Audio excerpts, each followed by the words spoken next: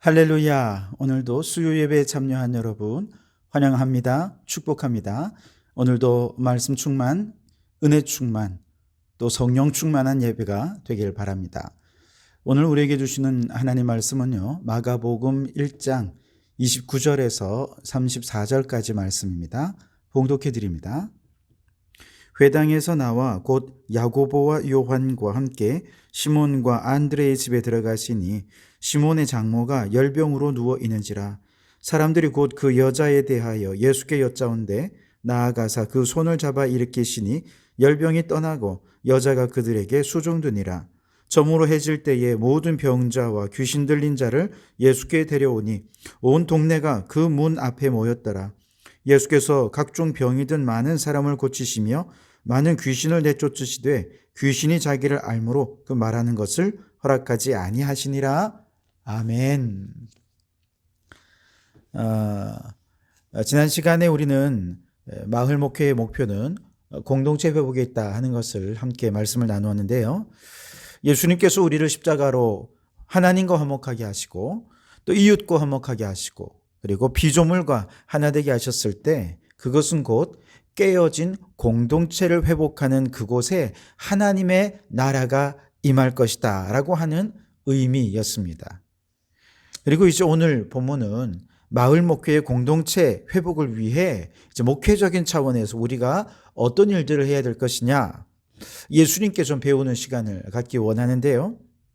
예수님의 최초 선교 사역의 모습을 자세히 들여다보면 유대교 회당에서 나와서 시몬의 집으로 들어가는 장면을 볼 수가 있습니다. 오늘 우리가 읽은 마가복음 1장 그 앞부분 보시면 21절에 예수님은 안식일 오전에 회당에서 들어가셔서 말씀을 가르치셨습니다. 그리고 그 가운데 있던 더러운 귀신 들린 사람에게서 귀신을 쫓아내셨습니다. 그 소문이 갈릴리 지방에 퍼졌죠. 그리고 회당에서 나와서 오후에는 베드로 장모가 열병으로 누워있는 시몬과 안드레의 집에 들어가셨습니다. 그곳에서 또한 베드로 장모의 열병을 고쳐주셨죠. 이 소식도 금세 갈릴리 마을에 퍼지게 되었습니다. 그래서 그날 저녁 아주 놀라운 일들이 벌어졌는데요. 오늘 우리가 읽은 1장 32절에서 보면 저물어 해질 때에 모든 병자와 귀신 들린 자를 예수께 데려오니 온 동네가 그 문 앞에 모였더라. 그렇게 말씀하시죠. 병들고 귀신 들려서 탄식하던 동네, 온 마을이 예수님의 치유 사역으로 인해 기쁨이 넘치고 활력을 갖기 시작했다는 것이죠. 지금 갈릴리 마을에 베드로의 집을 중심으로 해서 새로운 하나의 공동체가 탄생하고 있었던 것이죠. 지금까지 유대인들은 모든 일들이 회당을 중심으로 이루어졌지요. 수천 년 동안 회당에서 말씀을 배우고 또 신앙적, 민족적인 정체성을 형성하기도 했습니다.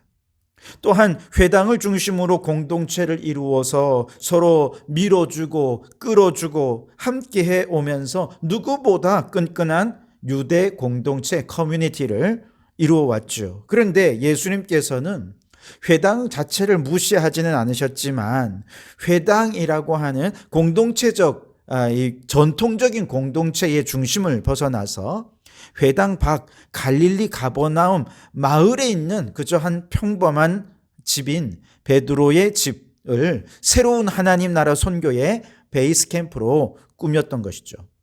이미 갈릴리 마을에는 하나님 나라 선교가 치유라고 하는 형식으로 진행이 되고 있었고 바로 이 베드로 장모의 집에 선교 캠프를 차린 그 순간 마을 공동체 전체를 회복시키려는 결정적인 사역이 시작될 수 있었던 것입니다. 여러분 생각해 보십시오. 병자와 귀신 들린 자는 당시에 사실 사람 취급을 못 받았잖아요. 그들은 하나님의 저주를 받아 병든 거라 생각했습니다. 자기 죄 때문에 하나님 앞에 큰 죄를 범했기 때문에 이렇게 병들고 귀신 들렸다라고 생각했습니다. 그래서 이런 환자들을 때로는 집에 가두어 놓기도 하고 바깥에 출입을 못하게 하기도 했습니다. 귀신 들린 사람을 향해 비난과 조롱을 퍼붓기도 했죠.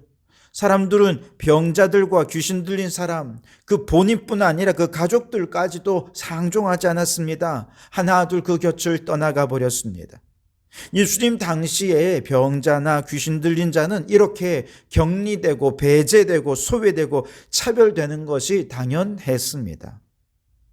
특히 이처럼 마을로부터의 고립과 격려를 넘어 아예 공동체에서 쫓겨나는 최악의 경우가 바로 나병 환자였습니다.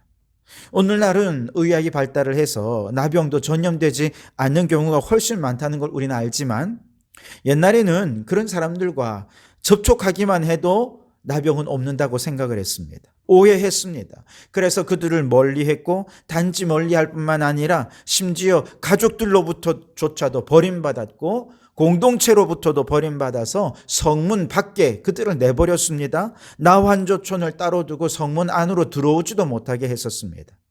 혹시라도 피치 못할 사정 때문에 성문 안에 들어오게 되면 그들은 얼굴을 가리고 나는 문둥병자입니다. 부정하다 부정하다 부정하다 외치면서 나를 멀리 하십시오. 그러면서 사람들 앞에서 큰 소리로 자신을 알려서 사람들이 자신을 피하도록 그렇게 법으로 규정을 해두었습니다.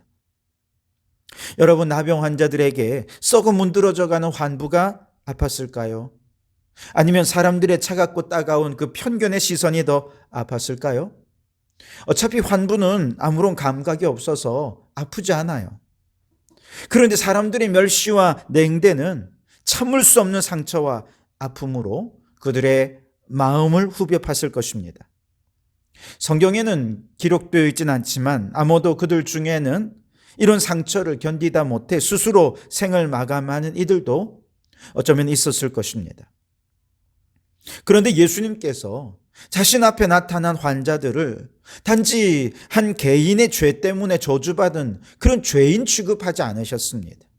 오히려 구원받아야 할 존귀한 사람, 하나님의 사랑이 필요한 그 한 사람으로 보셨던 것이죠.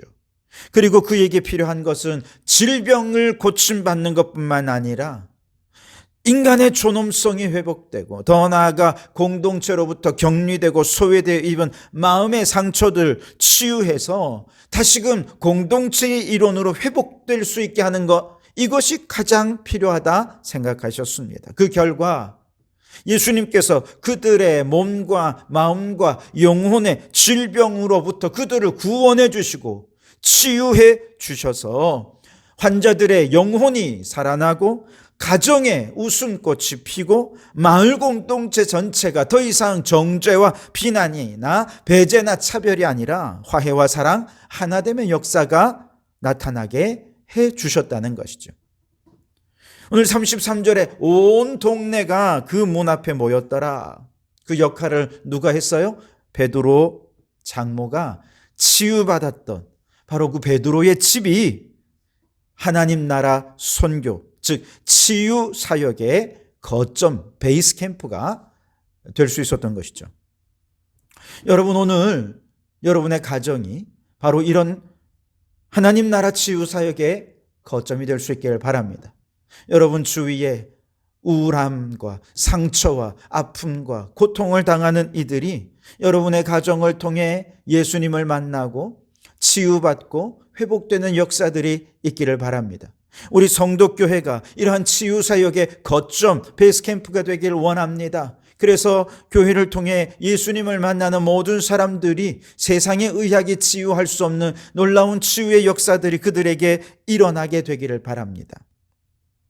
이처럼 선교의 거점이 확보되고 본격적인 선교 사역이 시작되면서 예수님께서 행하신 두 가지 중요한 사역이 있는데요. 첫째는 새벽 미명에 하나님 앞에 나아가 하나님과 소통하며 영적인 재충전의 시간을 갖는 것이었고요. 둘째는 이렇게 새벽 기도로 영적 힘을 충전하신 예수님은 다른 동네에도 하나님 나라 복음을 전해야 한다라고 말씀하시면서 마을을 다니면서 복음 사역을 또 치유 사역을 이어가셨다는 것입니다. 이렇게 기도를 통해 하나님의 능력을 덧입으신 예수님께서는 갈릴리 가버나움 마을 곳곳에 다니면서 낮에는 복음을 전하시고 밤에는 각색 병자들을 고치시는 치유 선교를 이어가셨습니다.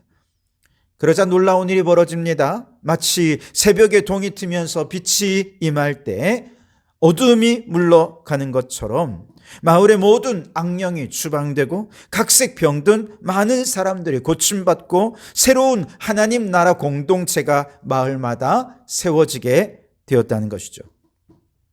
여러분, 오늘날 교회는 사람들을 의학적으로 고치고 치유하는 기관은 아닙니다. 병이 들면 병원에 가야죠.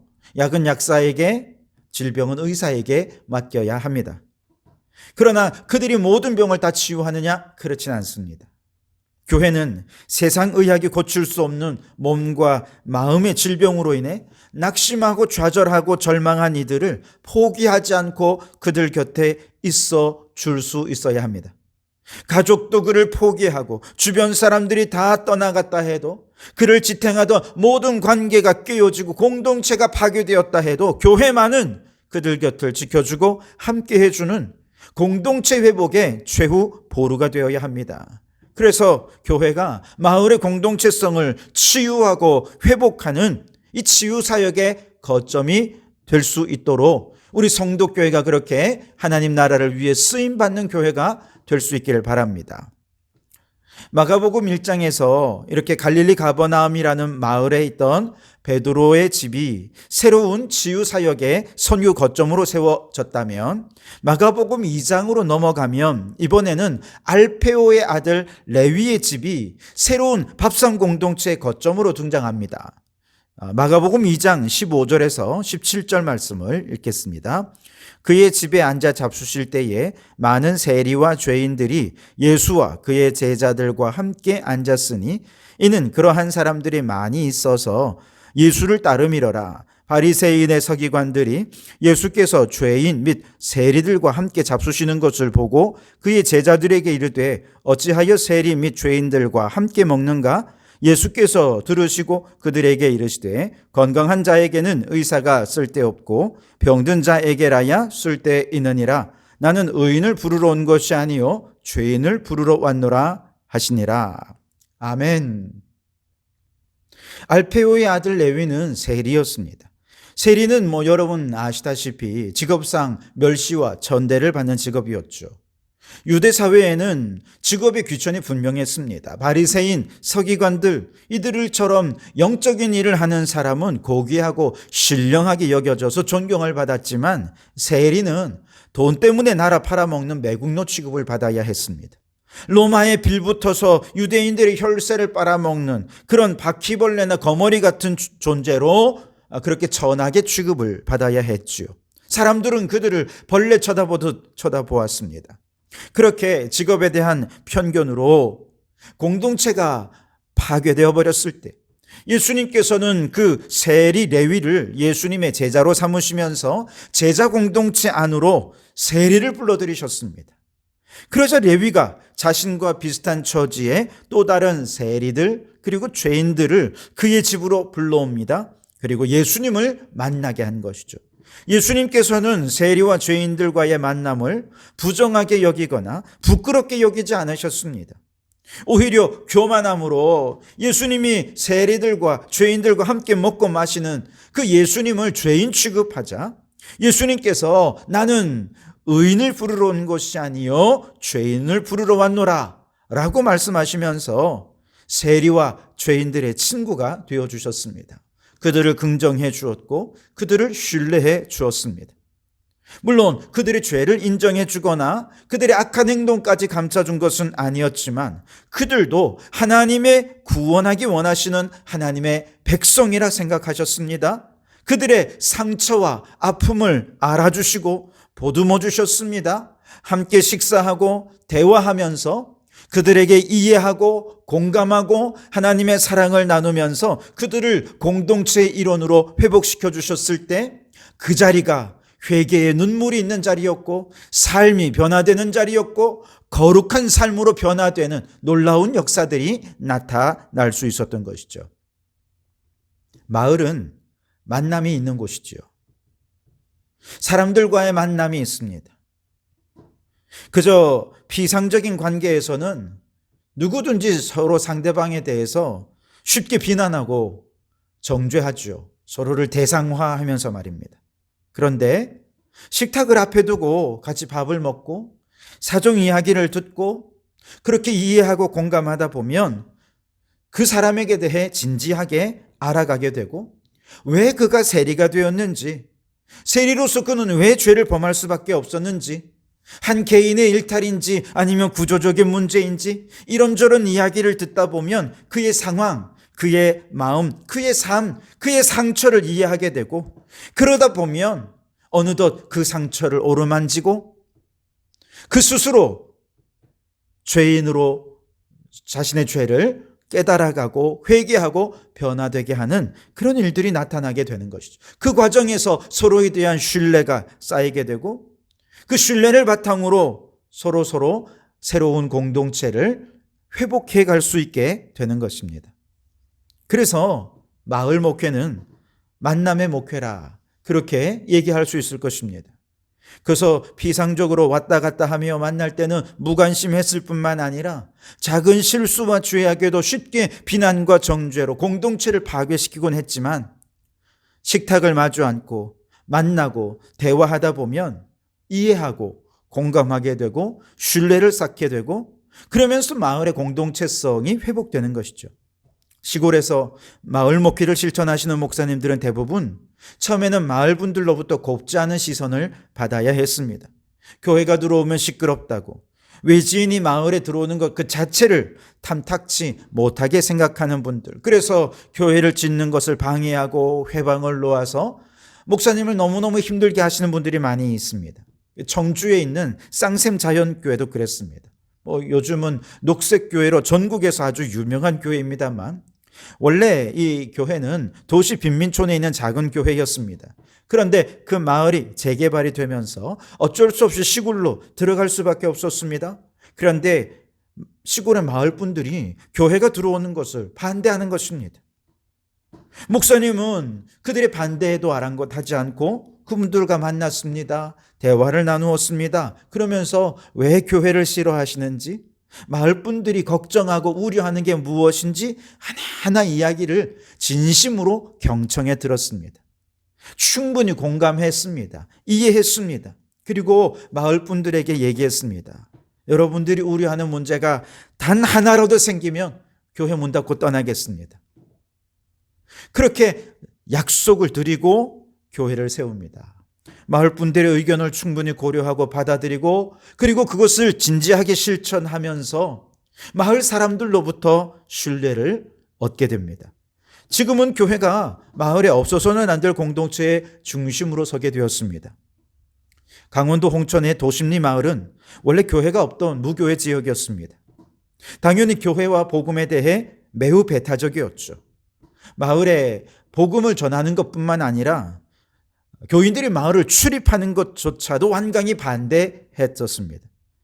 목사님이 끊임없이 마을의 지도자들을 만납니다. 마을의 반장님, 이장님, 새마을 지도자, 부녀회장, 노인회장, 그분들을 만나 식사하고 대화하고 서로를 알아가고 이해해가고 점점 신뢰가 쌓여갑니다. 마음의 문이 열립니다. 어느 해에는 정월 대보름에 마을의 전통제사를 지내는데 목사님이 와서 우리 마을을 위해 기도해달라고 요청할 정도입니다. 마음이 그만큼 많이 열린 거죠. 목사님도 기꺼이 열린 마음으로 참여해서 마을에 복을 빌며 기도를 드렸는데 점점 목사님 또 교회가 마을에서 영향력이 생기면서 나중에는 거리의 제사가 아예 자연스럽게 사라지게 되었다는 것이죠.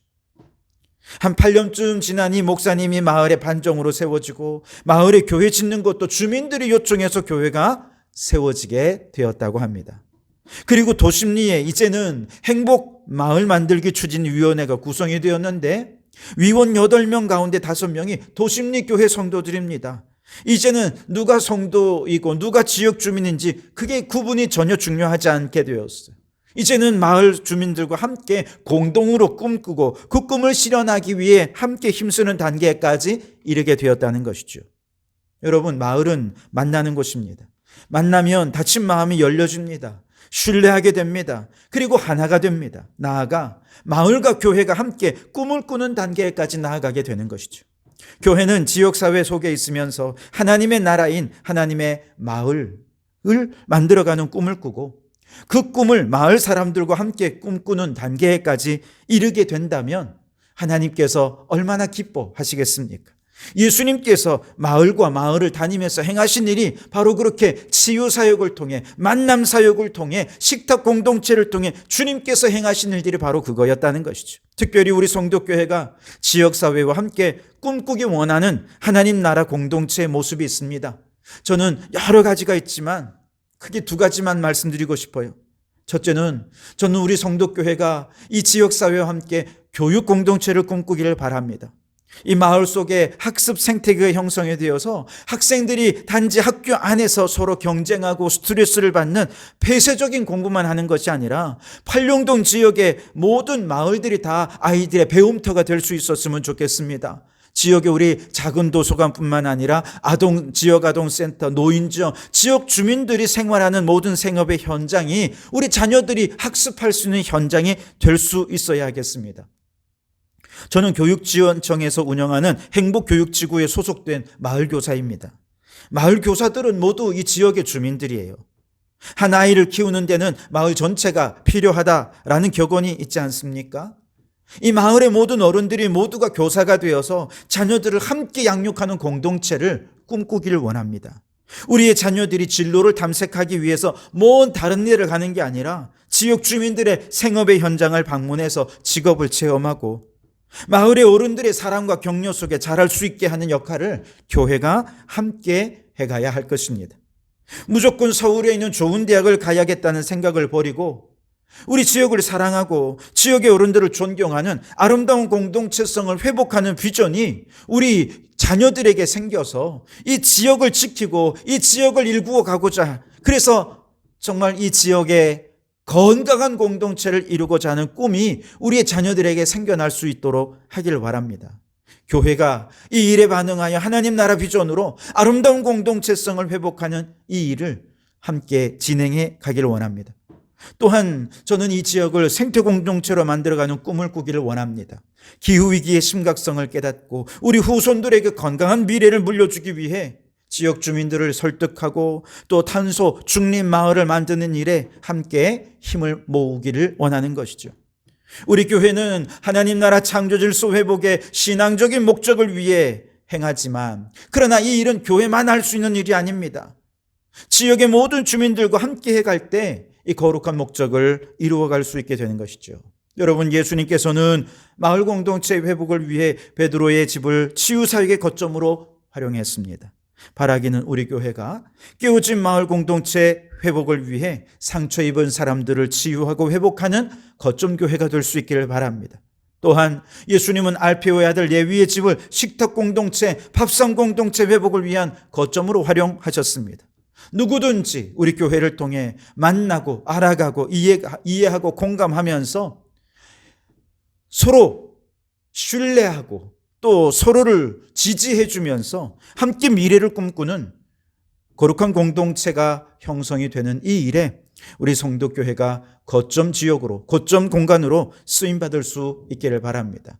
그래서 우리 교회를 통해서 이 지역사회에 하나님의 나라가 세워지고 하나님의 영광이 드높이 높아지는 그 놀라운 꿈을 이 지역사회에 이루어 가기를 주님의 이름으로 축원합니다. 기도하겠습니다. 하나님 아버지, 우리 예수님께서 베드로의 집을 치유사역의 거점으로 활용하시면서 참으로 많은 병자들을 고치고 치유하며 거룩한 공동체를 회복시키셨던 것처럼 우리 성도교회가 치유사역의 거점이 되게 해 주시옵소서. 알페오의 아들 레위의 집을 주님께서 밥상 공동체의 중심으로 삼으셨던 것처럼 우리 교회를 통해 이 지역 주민들이 서로 만나고 교제하고, 특별히 우리 작은 도서관을 통해 지역 주민들이 서로 만나고 대화하며 신뢰하고 그렇게 아름다운 공동체를 이어갈 수 있게 해 주시옵소서. 이 지역의 학습 공동체가 되게 하여 주시고 생태 공동체를 이루어갈 수 있도록 도와주시옵소서. 예수님 이름으로 기도하옵나이다. 아멘.